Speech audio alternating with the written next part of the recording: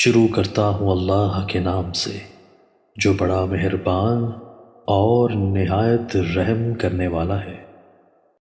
حضرت عقبہ بن عامر رضی اللہ تعالیٰ عنہ سے روایت ہے کہ رسول اللہ صلی اللہ علیہ وآلہ وسلم نے فرمایا کہ تم نامحرم عورتوں کے پاس جانے سے بچو اور اس معاملہ میں بہت احتیاط کرو۔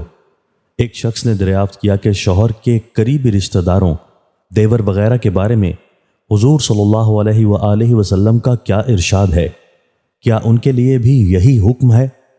آپ صلی اللہ علیہ وآلہ وسلم نے ارشاد فرمایا، وہ تو بالکل موت اور ہلاکت ہے۔ تشریح: شوہر کے قریبی رشتہ داروں میں اس کے باپ اور اس کی اولاد تو بیوی کے لیے محرم ہیں، ان کے علاوہ سارے رشتہ دار حتیٰ کہ حقیقی بھائی بھی نامحرم ہیں۔ ان کا بھی آزادانہ طور پر گھر میں آنا اور خلوت و جلوت میں بے تکلف اور بے پردہ ملنا اور باتیں کرنا رسول اللہ صلی اللہ علیہ وآلہ وسلم کے اس ارشاد کے مطابق انتہائی خطرناک اور عفت و دیانت کے لیے گویا زہر قاتل ہے۔ حضرت عائشہ صدیقہ رضی اللہ تعالیٰ عنہا سے روایت ہے کہ رسول اللہ صلی اللہ علیہ وآلہ وسلم نے فرمایا کہ وہ نکاح بہت بابرکت ہے جس کا بار کم سے کم پڑے۔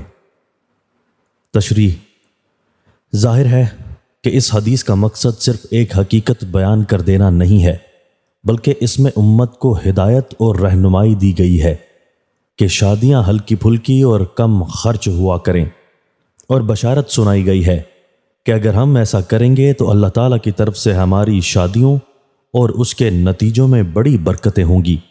آج ہم جن پریشانیوں میں مبتلا ہیں اور خاص کر خانگی زندگی میں جو الجھنیں ہیں، ان کا بہت بڑا سبب یہی ہے کہ نکاح و شادی کے بارے میں حضور صلی اللہ علیہ وآلہ وسلم کی ان ہدایات سے انحراف کر کے ہم آسمانی برکات اور خداوندی عنایات سے محروم ہو گئے ہیں۔